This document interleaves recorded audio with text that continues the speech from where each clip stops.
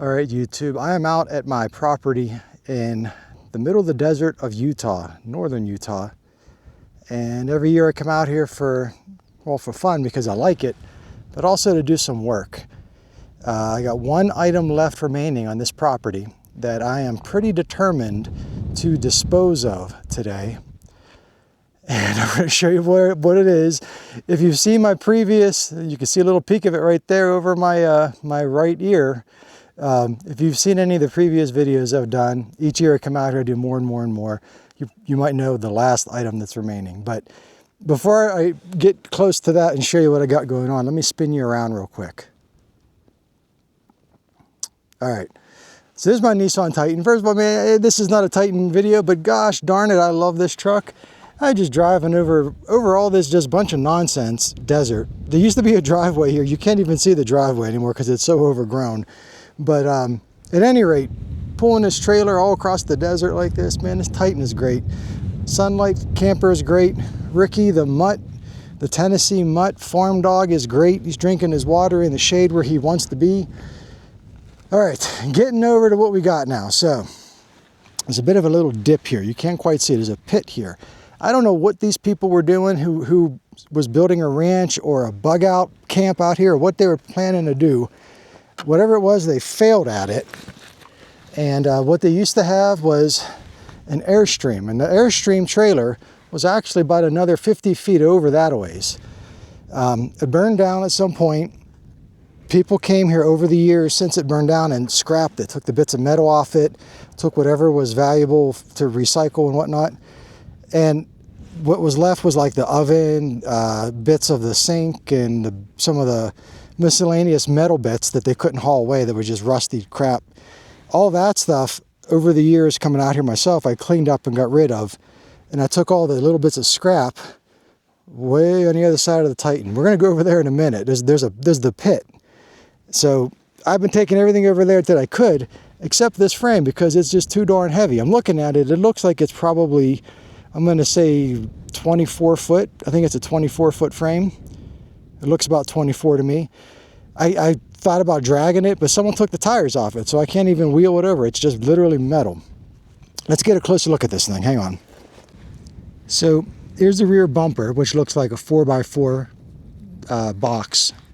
And then this looks like a 2x6, I think, frame all the way down. You got your little cross members or whatever you want to call it. That's where the tires and the wheels used to be. Still like a pipe. I guess that was maybe from the propane at one point. Maybe they used to make them that way with a metal pipe. My trailer doesn't have a metal pipe. Got your front cross member here. This is probably going to be the easy part. And then I think that was a level he had at one time. I say he, I don't know who he is. I don't know.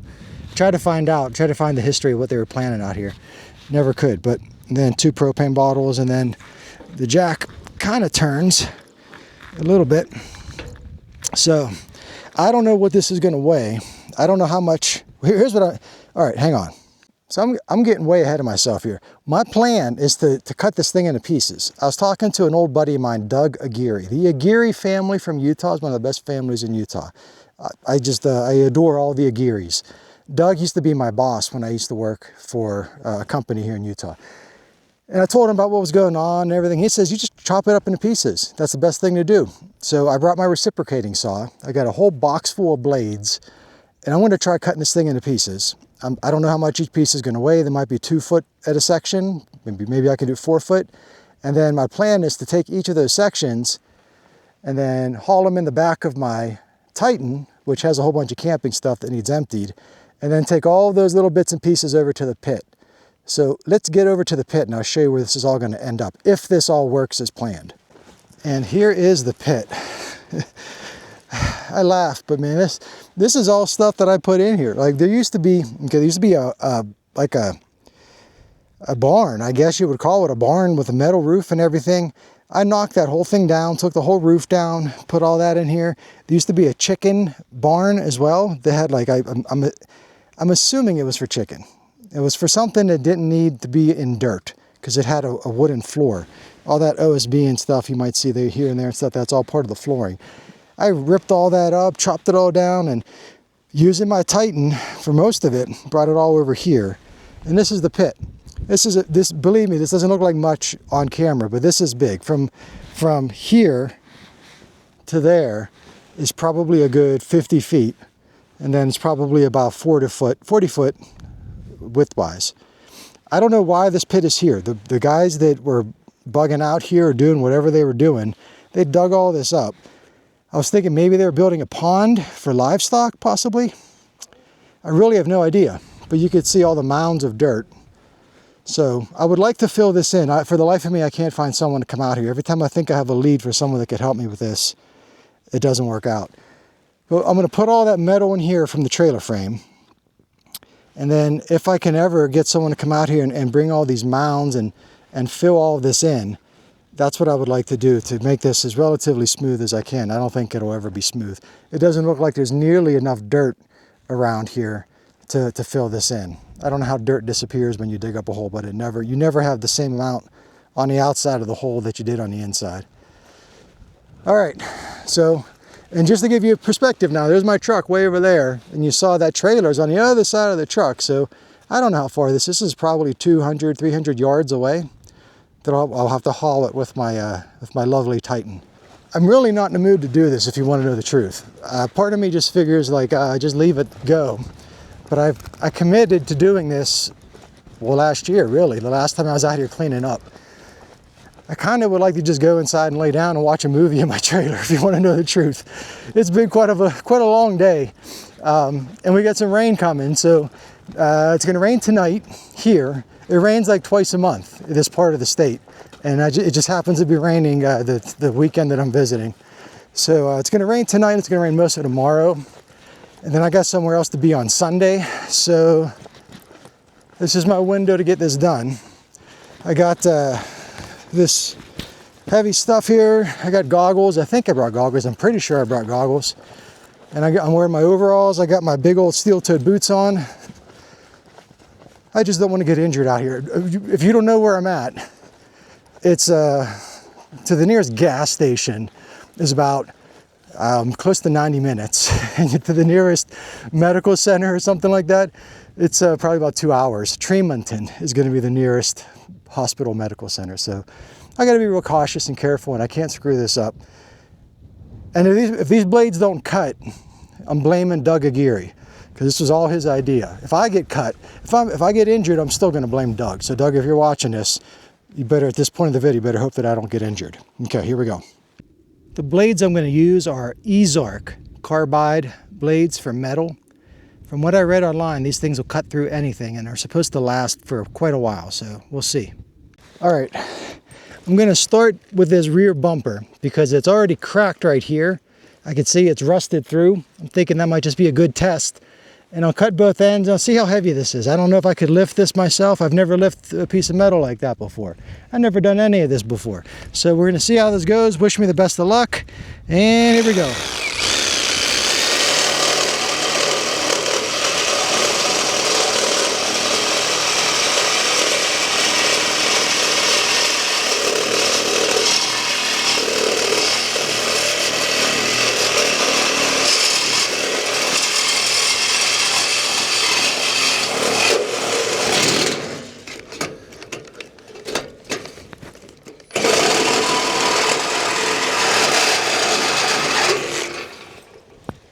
Not so bad. I don't think that's going to be that heavy. Let's go try the other side here now. I'll readjust you. I'm not sure why you're watching this. You got to be some kind of weirdo watching this, but I don't even know how glamorous I look doing this. I probably look like a fool. But let me try this side over here now.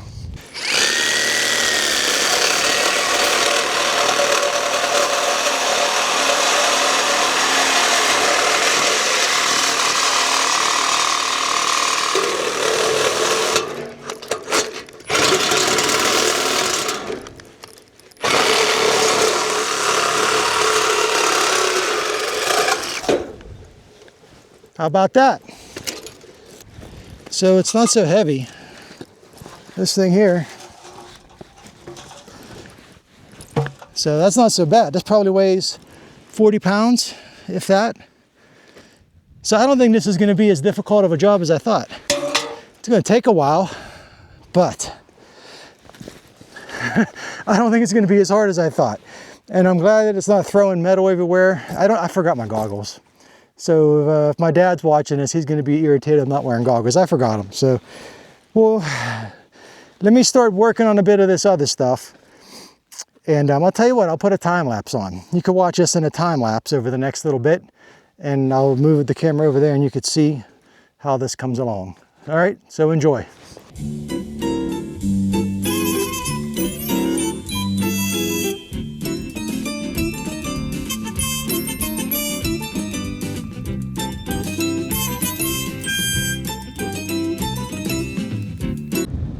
I'm about a little more than halfway through this thing. My recording stopped at a certain point. I don't know why. But here's the pile, what we got so far. Each of these sections are about 4 foot long. That seems about the amount that I would prefer to lift. It's about 4 foot long. Here's what's left. And I'm running through these blades pretty darn fast. I thought these blades would last a lot longer. But I've already gone through 4 blades, and I think I only got 3 left. So, and my batteries, my big battery's dead, and I'm on to the little batteries, and this first little battery is almost dead. I got 2 more little batteries to hopefully get all this. Not sure if you could see that, but these things have been a home for mice for who knows how many years, because every time I cut a piece, I'm left with a pile of mouse poop and rust. So I guess if I was a mouse, I wouldn't mind living inside one of these things too. And if you're wondering about Ricky, he's perfectly happy over there on that little bit of carpet. I'll show you him a bit better later on.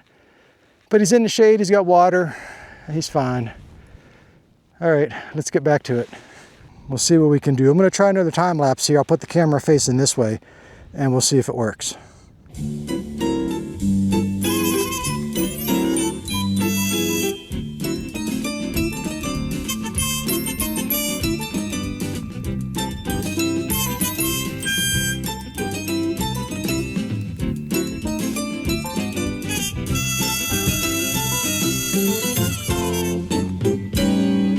Ended up switching to these Lennox metal wolf blades.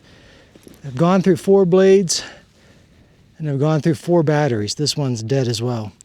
I got 1 battery left and it's for my drill. And you know what? I got 2 batteries left because I brought my impact driver and my drill. So I got 2 more small batteries. Let me go grab those and I can recharge them. In fact, I'm going to plug these in and get them charging while I grab the other batteries. I installed an inverter in my camper with some really big 6-volt batteries so I could charge up like this. And then got enough sun that, I mean, it's cloudy-ish. It's getting cloudier as the day goes on. It looks like it's raining way down there. I gotta hurry up. But anyways, my solar panels are doing their job. There's Ricky over here. I think he wants to go inside. You want to go inside, kid? Let's let this boy in. He doesn't really like it here. I got to be honest with you. He's not a fan of this part of the country. He's not a desert dog. He was born in Tennessee. All his ancestors are Tennessee farm dogs. He likes it moist. And all this stuff on the ground, they're not cactuses or cacti, but they're just little prickly plants everywhere. And he just hates walking on it. So, all right, let me get back to it. So to make the most of my time and batteries and blades, I'm going to finish cutting this cross piece off. That'll get this whole propane pipe out of here. And then I'm going to work on this tongue because I'm sure this is the heaviest part. If I cut right there and I cut right there, that whole white bit, I might be at least able to drag it up into my truck. So that would be 1, 2 cuts. And then I might be able to lift this whole long piece here because these are not as heavy as I had originally thought. Once you empty all the mice poop out of them, that sheds a few pounds off of the thing. So, all right, now I'm back to it.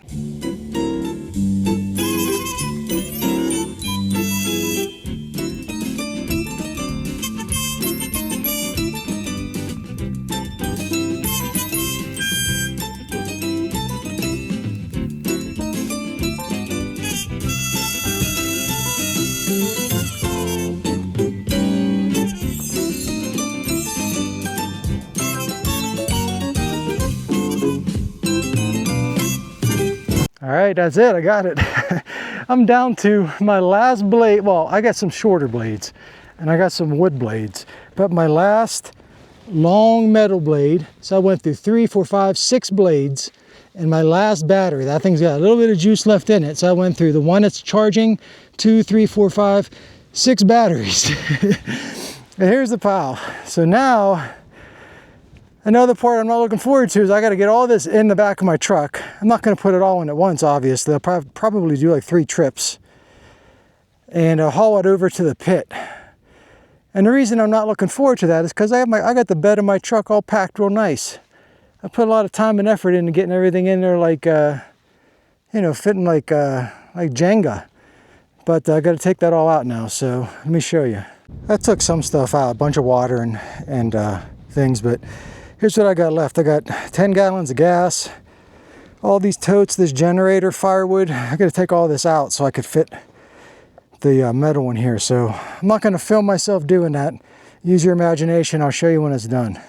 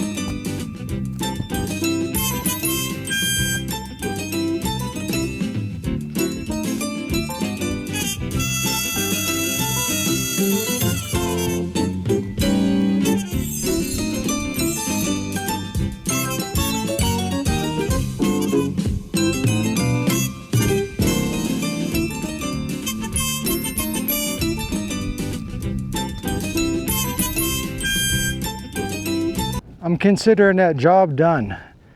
I was able to get everything in there with 2 trips.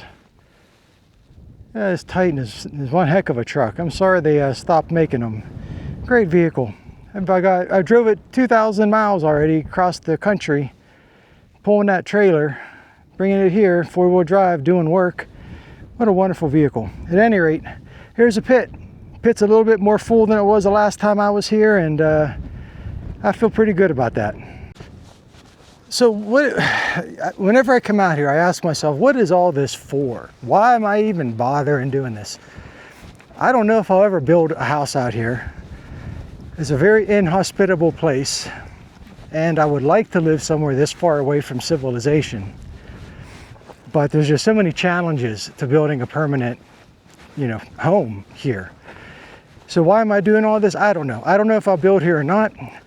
Part of me, I think if as I'm doing all this work, I'm reflecting on the reason I do it. Why I took the barns down, why I cleared up. You should have seen the trash. The first time I got to this place back in 2017, it was just littered with trash. Bottles, clothing, furniture, all kinds of crap. So I guess I kind of got the ball rolling by cleaning that up. Not knowing exactly what I'm ever going to do with this land out here. But as I'm working on it, I'm being a little bit introspective and reflecting on my reasoning for this. I think ultimately it boils down to I want to erase the residue of this other guy's failure. Because if I ever build out here, I don't want to, it's almost like the ground is cursed. I know it's not. I'm not a cursed kind of guy really, but I would like to reset. There's 160 acres out here. I mean, it's beautiful. And this is the spot here, look. The spot where this guy was deciding to build is not a bad spot. There's a road right over there. You can't see it, but it's 500 feet maybe or so down there, a gravel, dirt road. But the best spot to build a house here is up on that hillside. I got 160 acres that goes a half mile that way. It's 2 miles in circumference, so it's a half mile on each side. Half mile up on that hill, you get a beautiful view of the mountains. You could barely see the mountains from down here. So if I do ever build here, I don't know that I will, I might just put some kind of, you know, seasonal cabin or something. I want it to be up on that hill. It's just a matter of getting a vehicle up that hill, a vehicle loaded with all kind of construction equipment, and I'll need some help with that. It's hard getting anybody to come out here to do anything at all. I'll need someone to, I want a foundation if I build. I don't want it on blocks or anything like that. Even if I do a post frame kind of building, it's still, I want a cement slab poured underneath it. Getting that kind of equipment up here to do all that on top of that hill, which it doesn't look like much on camera. I know it doesn't. Everything looks flat on camera, but it's a hill. That would be my spot, is where I would want it. And then you have to have some kind of more permanent road. I mean, the driveway that the guy that originally tried to bug out here, he didn't put gravel or anything. He just, you know, drove over it a bunch of times and packed it all down. And now it's all overgrown now. I think he was trying to do this stuff out here in like 2004, 2005. And I bought this piece of property in 2017, and I bought it from somebody that bought it from the guy who was trying to bug out here. I say bug out because that's all I could imagine. If I looked at the Google Earth satellite history, you know, you can go back in time, and that's how I saw that around 2004, if I'm remembering correctly, around 2004, that's when the stuff started showing up here. You know what I mean? And that's how I imagine he had chicken coops, because I saw stuff that looked like chicken wire and stuff like that, and maybe he had pigs. I don't know what he had. But bottom line is, I don't even know what the bottom line is. Is there a line? There's a bottom. I might be at the bottom, but I don't know if there's a line. I see a car way up there. There's actually somebody else. Maybe it's not a car. I don't know what it is. Man, I'm rambling. I better just end this video while I can. It has not rained. I see rain in the distance, but it's miles and miles away. Maybe it'll blow this way overnight tonight, but right now it's beautiful. It's like 60 degrees, 65 degrees maybe. Lovely clouds. So I'm gonna pack my truck back up, get it all loaded up the way I had it, get all my tools put away, probably take a shower, and by that time it'll be dinner. So I'm gonna end this video now. This will probably be the last Utah property cleanup video I do, because the only thing else I want to do here is fill in that hole, and I'm not going to film that because I don't think I'll ever find someone to come out here and do it. So I'm marble mouthed, and I'm rambling, and I'm darn thirsty. So that's it. Video over. See you in the next one. Bye.